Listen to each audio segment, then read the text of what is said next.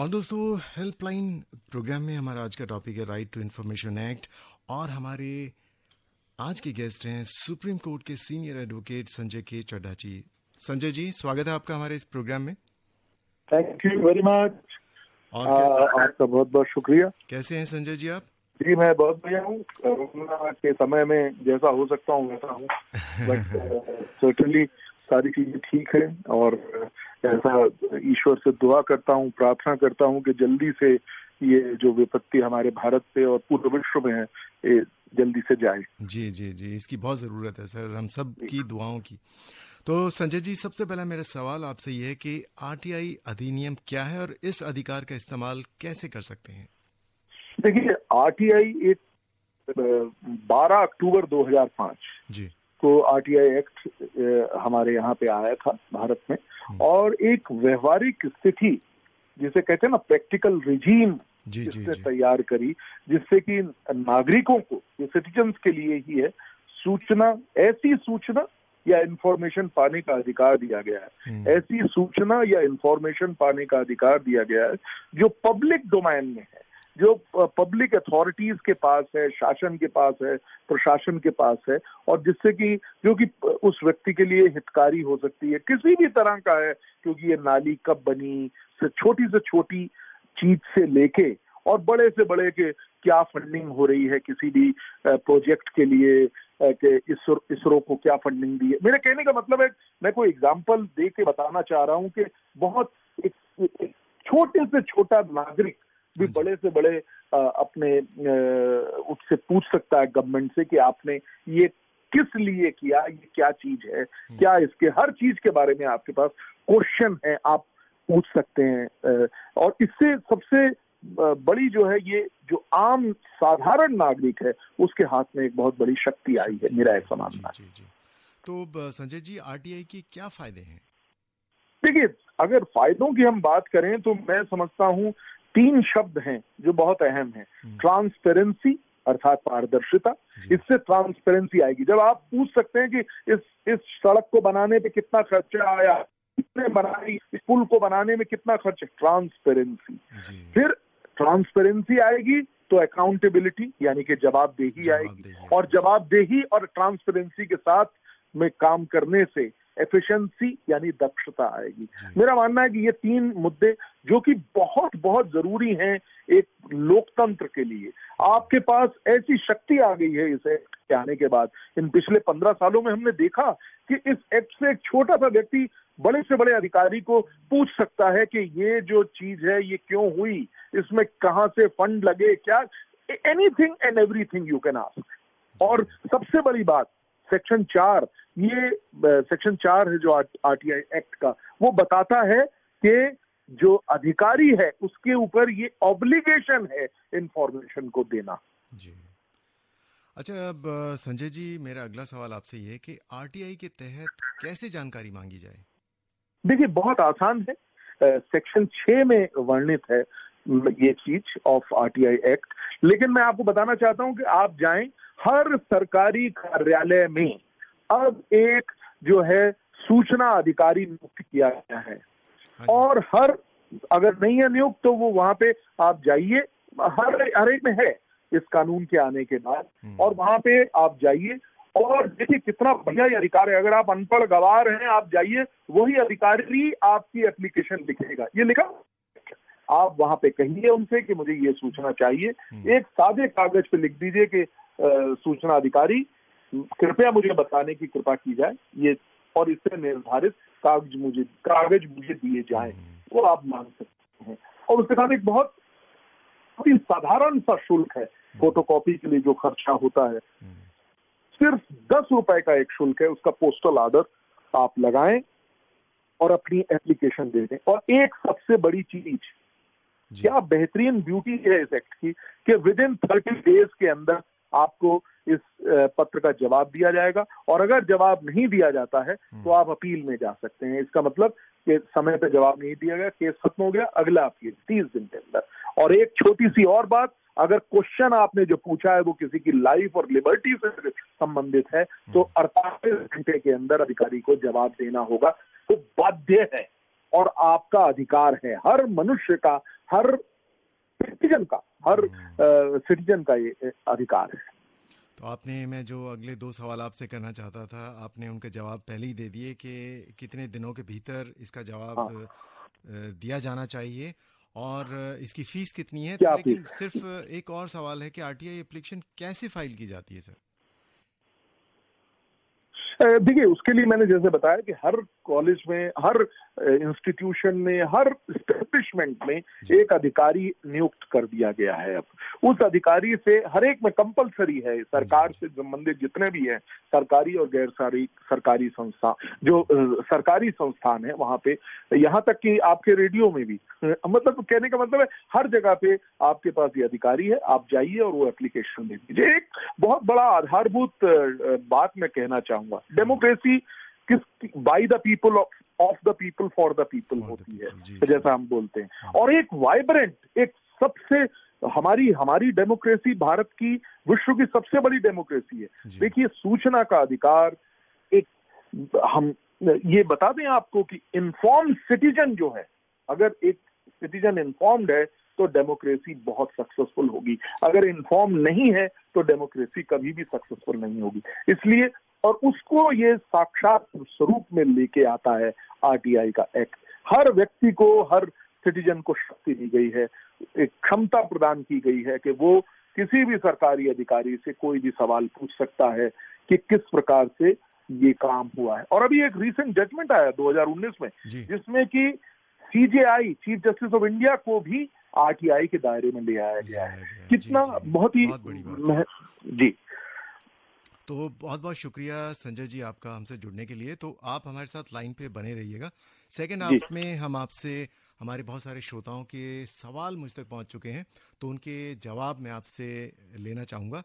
तो second half में मैं दोबारा कॉल करके आपसे संपर्क बनाऊंगा, तो कहीं मत जाइएगा सर, हमारे साथ। मैं कहीं नहीं जा रहा और अपने सुनने वालों को लिए मैं इंतजार कर रहा हूँ, और कोई भी सवाल है मैं उसका जवाब दूंगा। Thank you so much sir. Thank you. तो दोस्तों, एक बार फिर से स्वागत है हमारे इस प्रोग्राम में, हेल्पलाइन में, और हमारा आज का टॉपिक है राइट टू इन्फॉर्मेशन एक्ट, सूचना का अधिकार अधिनियम। और हमारे आज के गेस्ट हैं, एक्सपर्ट हैं संजय के चड्ढा जी, जो सीनियर एडवोकेट हैं सुप्रीम कोर्ट में। संजय जी, एक बार फिर से आपका स्वागत है। बहुत बहुत धन्यवाद। और सर, काफ़ी सारे सवाल आपके लिए हैं। उनमें सबसे पहला जो सवाल है वो ये है कि भारत के हर हिस्से में आरटीआई का इस्तेमाल कर सकते हैं या कोई ऐसा राज्य भी है जहां आरटीआई का इस्तेमाल नहीं किया जा सकता? और ये सवाल किया है राहुल ने पंजाब से। सर राहुल जी, पूरे भारत में अब आरटीआई लागू है। जहां पे आप चाहें, आप सरकारी अधिकारियों से, सरकारी विभागों से कोई भी जानकारी चाहते हैं वो आपको दी जाएगी, और सिर्फ आपको करना यह है कि एक एप्लीकेशन लिखनी है और एक छोटा सा शुल्क देना है, और आपको जानकारी दी जाएगी। और ये पिंगा वाला चौक, गोरैया, जलंधर से सर संदीप मक्कड़ जी ने 6 मैसेज कर रखे हैं आपको सिर्फ नमस्कार करने के लिए, कि हमारे आज के जो मेहमान हैं उनका बहुत बहुत वेलकम और नमस्कार। मेरा बहुत बहुत बड़ा नमस्कार, प्रणाम मक्कड़ साहब आपको, और बहुत बहुत शुक्रिया आपका, आपने हमको मक्कड़ साहब ने सर सिर्फ आपको दुआ सलाम के लिए 6 मैसेज कर रखे हैं, तो इनको बहुत बहुत शुक्रिया। मैं भी हाथ जोड़कर इनको प्रणाम करना चाहूंगा। जी। और कमल भगत जालंधर पंजाब से एक और मैसेज आया, ये कहते हैं कि आरटीआई करने के लिए क्या कोई स्पेशल एडवोकेट होते हैं? सर नहीं, कोई स्पेशल एडवोकेट नहीं है। आपको भारत का एक सिटीजन होना चाहिए, सिर्फ और सिर्फ ये क्वालिफिकेशन है। मैंने जैसा शुरुआत में बताया था, अगर आपको लिखना नहीं आ रहा एप्लीकेशन, आप जाइए उस अधिकारी के पास, वो अधिकारी आपकी एप्लीकेशन लिखेगा। कितना सुंदर एक्ट है हमारा। बहुत। हाँ जी, आपको अपनी शक्ति को पहचानना है, भारत के हर नागरिक को अपनी शक्ति को पहचानना है। जी। अच्छा संजय जी, एक और सवाल है, ये अनिल ठाकुर ने सराय काले खान न्यू दिल्ली से क्वेश्चन है सर आपके लिए। ये कह रहे हैं कि सबसे पहले मेरा सादर प्रणाम हमारे आज के गेस्ट आपके लिए, और इनका जो सवाल है ये इन्होंने लिखा है कि क्या जो आरटीआई के जो एम्प्लॉइज हैं और आईबी के, ये क्या आरटीआई के दायरे में आते हैं सर? क्या देखिए, बड़ा स्पष्ट जवाब दूंगा इसका।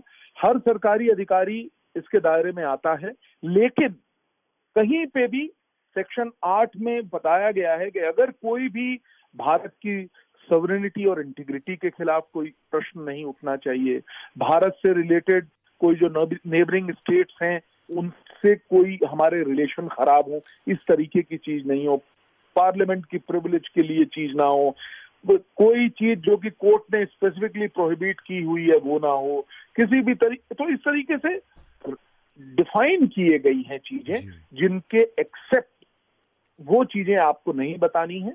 बाकी चीजें आप सेक्शन 8 जो है वो रिस्ट्रिक्शन लगाता है, बाकी हर व्यक्ति, हर सरकारी आदमी जो सरकार से जिसको तनख्वाह मिलती है वो आपके सवाल का जवाब देने के लिए बाध्य है। सेक्शन 4 कहता है obligation on the part of public authority. Sir Sanjay Karnal Haryana से इनका एक मैसेज है, ये पूछना चाह रहे हैं आपसे कि जो भी इंसान कोई आरटीआई डालता है तो क्या उसका नाम, उसकी पहचान गुप्त रखी जाती है सर क्या? देखिए, आरटीआई में गुप्त रखने का, अगर गुप्त तो हो नहीं सकता, कारण ये है कि आप पूछेंगे और आपको जवाब दिया जाएगा। ये आप कह सकते हैं कि कोई और व्यक्ति आपके विषय में कि किस किस ने आरटीआई ली है, ये आप अगर चाहें तो गुप्त रखा जा सकता है। लेकिन आप, क्योंकि आप इंफॉर्मेशन सीकर हैं, आप कोई जानकारी चाह रहे हैं, वो जानकारी आपको दी जा रही है, इसमें नाम गुप्त रखने की बात ही नहीं है, पहली चीज।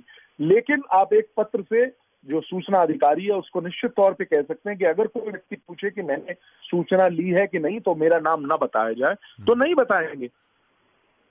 अच्छा, एक सवाल और है सर, ये पुष्पा पांडे जी ने बिहार से एक सवाल हम तक पहुंचा है जी, कि क्या हम अपने गांव की ग्राम पंचायत से कोई जानकारी आरटीआई के माध्यम से प्राप्त कर सकते हैं?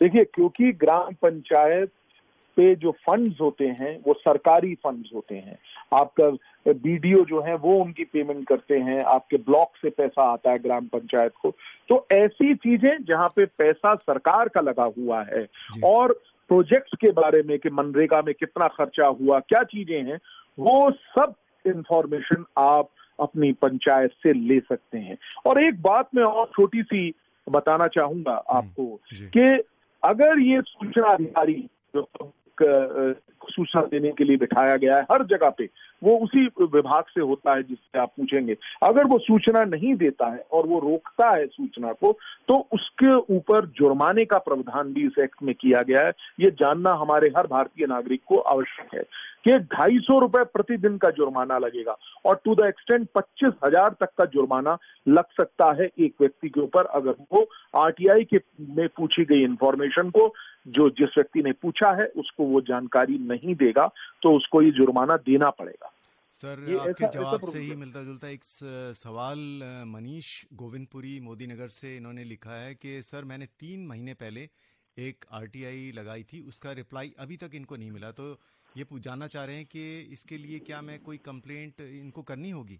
नहीं, कंप्लेंट की आवश्यकता नहीं है। आप अब वही इंफॉर्मेशन को स्टेट में जो इंफॉर्मेशन कमिश्नर है, आप दिल्ली का स्टेट कमीशन है, उसमें चले जाइए और वहां पे एक अर्जी डालिए।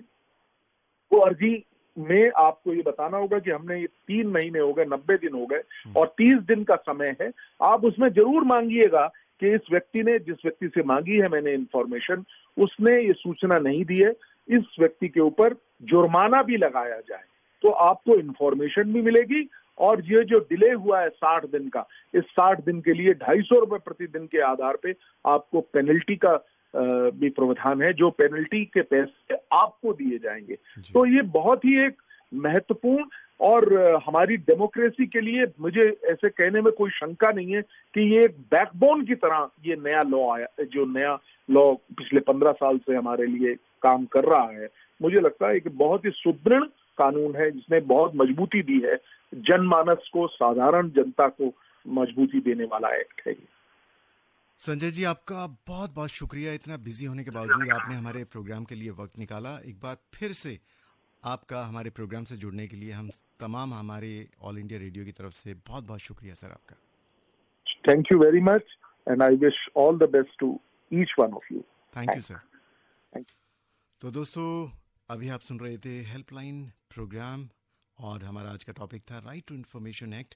और हमारे आज के जो गेस्ट थे वो थे सुप्रीम कोर्ट के सीनियर एडवोकेट संजय के चड्ढा जी।